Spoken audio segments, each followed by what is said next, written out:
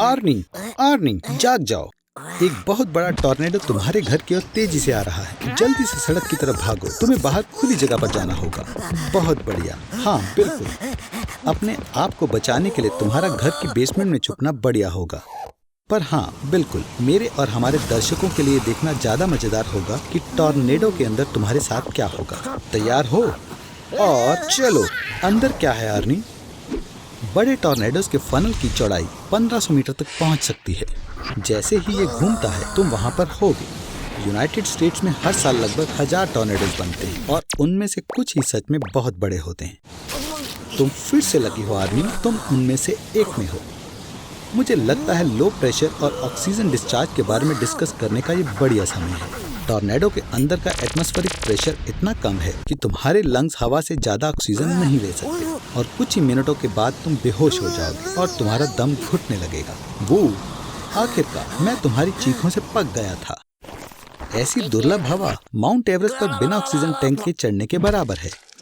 Mountain tourism तुम्हारे लिए बिल्कुल भी नहीं है आर्मी। पर टॉर्नेडो के अंदर ऑक्सीजन की कमी से मरने की बजाय तुम शायद अंदर खींची हुई चीजों से टकरा कर मर जाओगे। तुम्हें पता है, उड़ते हुए पेड़, जानवर, गाड़ियाँ, घरों की छतें और यहाँ तक कि पूरे घर हमें सुपर शक्तिशाली टॉर्नेडो के दौरान जिन भी चीजों की जरूरत पड़ेगी वो सारी तबाह हो जाएंगी और 500 किलोमीटर प्रति घंटे की स्पीड से घूम रही होंगी। और यहाँ तक कि अगर तुम सोचते हो कि किसी चमत्कार से तुम इस मलबे से टकराने से बच सकते हो और अगर ऑक्सीजन टैंक की चिंता करने की बात नहीं है तो किसी भी तरह तुम टॉर्नेडो के अंदर जिंदा रह सकते हो। तो प्लीज भूलो मत कि टॉर्नेडो कभी न कभी खत्म होने ही वाला है और फिर फनल तुम्हें छोड़ देगा और तुम काफी ऊंचाई से वापस ग्राउंड पर गिर जाओगे, जिससे तुम बिल्कुल जिंदा नहीं रहने वाले आदमी।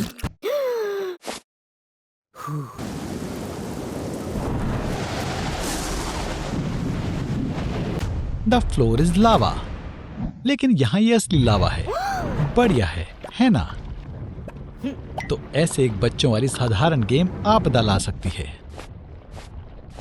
फ्लोर को टच मत करना आर्नी। लावा का टेम्परेचर 1200 डिग्री सेल्सियस तक जा सकता है।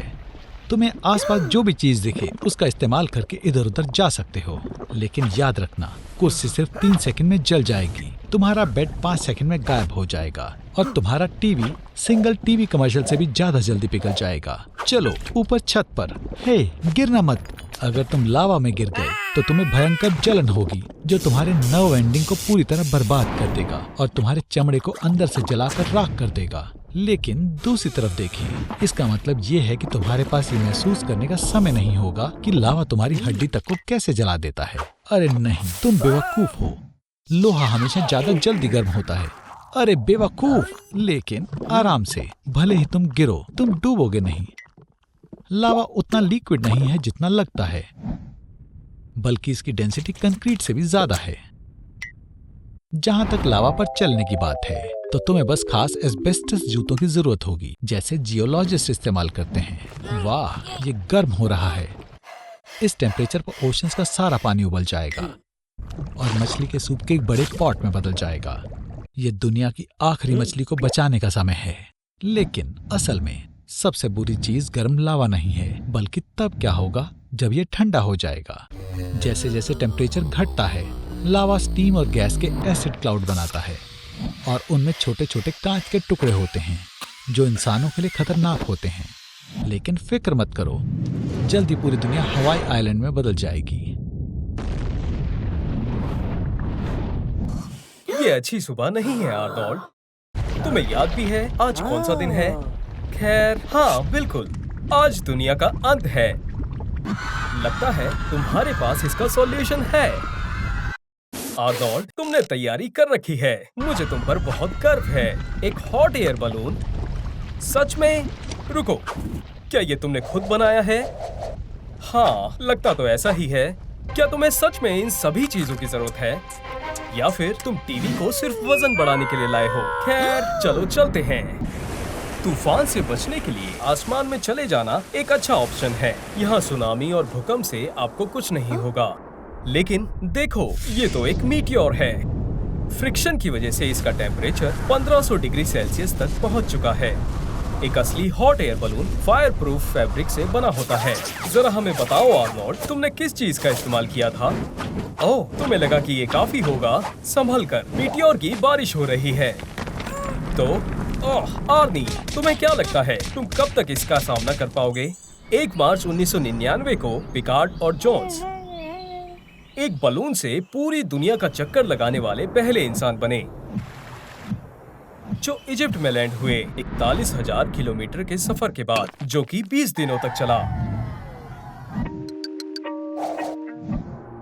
बधाई हो आर्नोल्ड, तुम अपोकलिप्स से बच गए। 75 years later. हे, क्या फिर से तुम चैट जीपीटी पर बकवास लिख रहे हो आर्नोल्ड? सिर्फ तुम्हारी वजह से एआई इंसानों को बेवकूफ समझेगा और ये खतरनाक हो सकता है।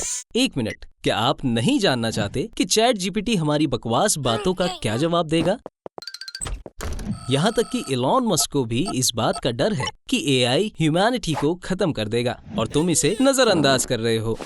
ऐसा लगता है तुम्हारा टॉयलेट पेपर खत्म हो गया। तुम्हें क्या लगता है इससे बुरा कुछ नहीं हो सकता? आर्नोल्ड, क्या वो आवाज तुम्हारे पास से आई थी? मैंने तुम्हें कहा था, तुम्हारी नासमझी की वजह से एआई पूरे ह्यूमैनिटी को खत्म कर देगा। शायद पूरे नहीं, एक न्यूक्लियर धमाका 3000 स्क्वायर किलोमीटर तक बर्बाद कर सकता है। कुल मिलाकर अर्थ को खत्म करने के लिए लगभग 362 मिलियन स्क्वायर किलोमीटर को खत्म करना होगा। सब कुछ खत्म करने के लिए लगभग 1,28,000 वॉर हेड्स लगेंगे। जितने वॉर हेड्स हैं, ये उससे 10 गुना ज्यादा है। आर्नी, क्या तुम न्यूक्लियर वॉर के लिए तैयार हो? अच्छी खबर है कि कुछ लोग जिंदा रहेंगे, लेकिन सोचने वाली बात है कि कितने समय तक। कैन फूड एक अच्छा आइडिया है। हाँ, शायद इतने कैन काफी नहीं होंगे, लेकिन तुम्हें क्या लगता है आर्नोल्ड, बिना प्लांट्स के तुम कितने दिनों तक बचोगे? स्वालबर्ड में एक इंटरनेशनल सीड वॉल्ट बनाया गया है। इसमें 9 लाख से भी ज्यादा सीड्स हैं और इसमें 2 बिलियन से भी ज्यादा सीड्स आ सकते हैं। ये अर्थ के सारे फ्लोरा को जिंदा रखने के लिए काफी होगा। कम से कम ये लॉन्ग विंटर न्यूक्लियर नाइट्स में कुछ खाने के तो काम ही आ जाएगा। तुम बिल्कुल तैयार हो दोस्त। चिप्स, पानी, प्लांट्स, कैन फूड, दवाइयाँ, यहाँ तक कि कंप्यूटर भी। लेकिन ऐसा लगता है तुम सबसे जरूरी चीज भूल रहे हो। सिर्फ एक न्यूक्लियर धमाके से लगभग 50 टन डस्ट एटमॉस्फेयर में जाएगा और सारे न्यूक्लियर धमाकों से अर्थ का 50 से 85% आसमान डस्ट से ढक जाएगा। लेकिन मॉडर्न कंप्यूटर मॉडल की वजह से ये 1 महीने से ज्यादा नहीं टिक पाएगा। Several months later. वैसा नहीं है जैसा मैंने सोचा था। वॉल्केनिक इरप्शन के कारण आसमान घने बादलों से भरा हुआ है और इंसान अब बिना सूरज के रह रहे हैं। दिलचस्प बात यह है कि आप कब तक ऐसे जी सकते हैं। 1 बिलियन लोग विटामिन डी की कमी से जूझ रहे हैं। अगर सूरज गायब हो जाता है तो 7 दिनों के बाद आधी आबादी को अक्यूट डिप्रेशन से जूझना पड़ेगा और 75% कैंसर होने के चांस बढ़ जाएंगे। स्ट्रोक के 32% मामले बढ़ जाएंगे और किसी को भी आसानी से डायबिटीज हो जाएगी। इसीलिए कैन फूड के बजाय हेल्दी खाना खाना ही बेहतर होगा। सूरज के बिना धरती पर रहने का कोई फायदा नहीं है, इसीलिए हर कोई अंडरग्राउंड हो जाता है और इस नई दुनिया को अपनाता है। न्यूट्रिशन, साइंस और टेक्नोलॉजी के हाथों में है। साइंटिस्ट जो अलग अलग तरह से प्रोडक्ट उगाने में माहिर हैं, वो मशरूम और हाइड्रोफोनिक के फॉर्म्स बनाते हैं और एक 3D प्रिंटर के साथ आप अपने पसंदीदा डिशेस को तुरंत प्रिंट आउट कर सकते हैं। सूरज की रोशनी के बिना ह्यूमन ब्रेन दिन और रात के बीच अंतर नहीं कर पाता। आपके हार्मोन्स खराब हो जाते हैं और मोटापा जल्दी से आने लगता है। जब भूख के लिए जिम्मेदार हार्मोन्स लेप्टिन 80% तक कम हो जाता है, तो खाने का डेली पोर्शन लगभग आधा यानी 44% तक बढ़ जाएगा और इसी कारण वजन बढ़ जाएगा। हे, क्या तुम्हें यकीन है तुम वहां जा सकते हो? सब कुछ सुपर हीरो मूवीज की तरह लग रहा है। एक लंबा कॉरिडोर और एक सीक्रेट लेबोरेटरी और ये रहा सॉल्यूशन। पता चला कि ये एक ग्लोबल एक्सपेरिमेंट है। इस सब के पीछे कौन है? चलो भी, आर्नोल्ड, इस अजीब विलन को हराकर तुम प्लेनेट को बचा सकते हो। विटामिन डी हेल्दी हड्डियों के लिए जरूरी कैल्शियम को पूरा करने में मदद करता है। इसकी कमी होने पर आपकी हड्डियां कमजोर और नाजुक हो जाती हैं। इसीलिए जब आप चल रहे होते हैं तो आपके पैर रबर जैसे महसूस होते हैं और साथ ही आपकी किस्मत अगर आपका साथ ना दे तो खतरनाक फ्रैक्चर होने के चांसेस भी बढ़ जाते हैं। आर्नोल्ड, तुम एक असली हीरो हो। तुमने इंसानों को उनकी नॉर्मल लाइफ लौटा दी। एक बार फिर से टीवी देखते हुए शाम कट रही है। तो हमारे पास यहाँ क्या है? एलॉन मस्क ने अंतरिक्ष में नया रॉकेट लॉन्च किया है और अंतरिक्ष ने एलॉन मस्क पर एक मेटेओर लॉन्च किया है।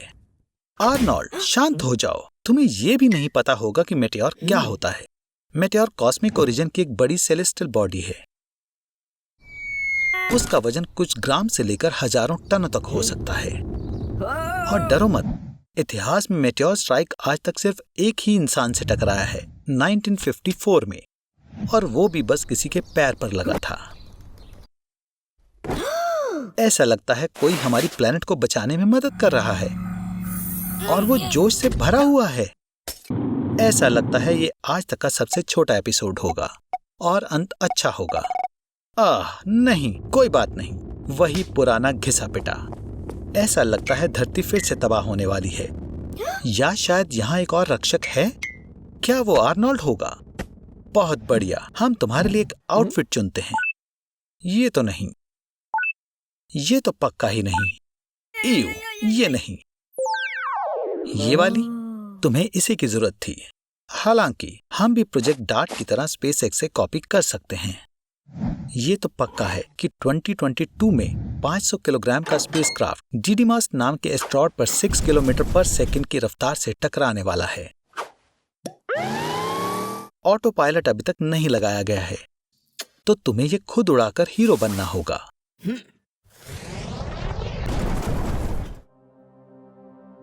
ओह वाह आर्नोल्ड, तुम बच गए, बाकी सभी छोटे छोटे जीवों की तरह। लेकिन अब पानी को लेकर छोटी सी दिक्कत है।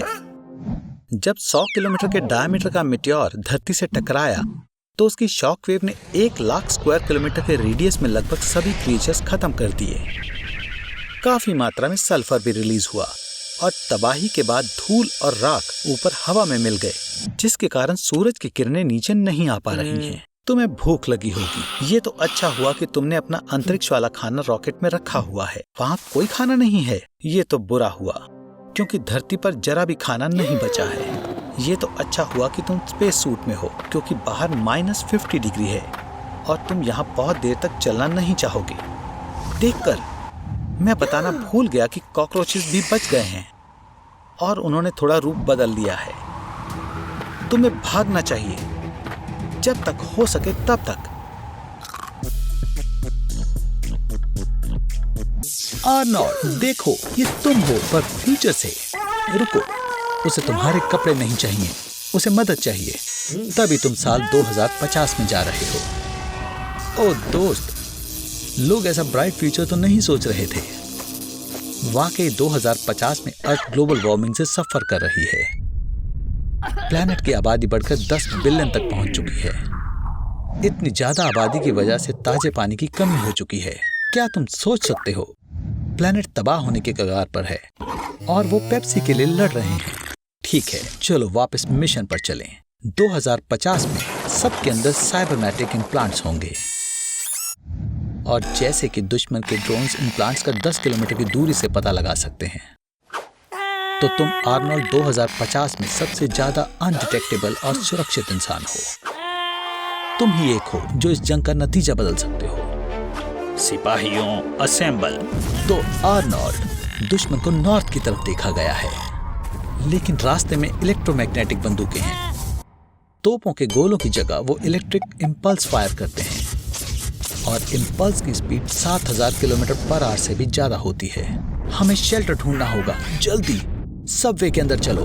तुम गन से तो बच गए आर्नोल्ड, लेकिन अब यहाँ और मुसीबतें भी हैं। ड्रोन्स स्कैनर से डिटेक्ट हो रहे हैं और तुम चिंता मत करो आर्नोल्ड। याद रखना, इन ड्रोन्स का ध्यान तुम पर नहीं जाएगा। तुम्हें बस उनसे आगे जाना है और उनकी पावर बंद करनी है। बहुत बढ़िया किया आर्नोल्ड। जरूर तुम जैसों के लिए ये फ्यूचर तैयार नहीं था। लगे रहो दोस्त, तुम लगभग पहुंच गए। अब वापस से जमीन पर जाने का समय है। आर्नोल्ड, तुम्हारे चारों तरफ बहुत सारे दुश्मन हैं। एक्सोसूट के अंदर जाओ, उसके साथ तुम सुपर सोल्जर बन जाओगे और बिना थके ज्यादा दूर तक जा पाओगे। और सारी फिजिकल एक्सरसाइजेस पहले के मुकाबले 20 गुना ज्यादा आसान हो जाएंगी। अब तुम्हें कोई नहीं रोक सकता आर्नोल्ड। अब तुम्हें बस कंट्रोल्स का पता लगाना है। आर्नोल्ड, नहीं, तुमने खुद को फ्यूचर में मार दिया। ठीक है, खैर शोक मनाने का समय नहीं है। तुम्हारे दुश्मन आ रहे हैं। तुम्हारे पास फ्लेम थ्रोअर है, उसका इस्तेमाल करो। ओह हाँ, किसी ने सोचा नहीं होगा कि एक दिन हॉलीवुड में भी ये होगा। आर्नोल्ड, देखो रॉकेट। आर्नोल्ड, आर्नोल्ड, क्या तुम ठीक हो? आर्नोल्ड, तुम बहुत गंभीर रूप से जख्मी हुए थे, तो डॉक्टर ने तुम में कुछ अपग्रेड्स किए हैं, बिल्कुल नए जैसा। लेकिन एक दिक्कत है, अब हमें बिना इम्प्लांट्स के एक और सिपाही चाहिए होगा और तुम्हें समय में पीछे जाकर उसे ढूंढ कर लाना होगा।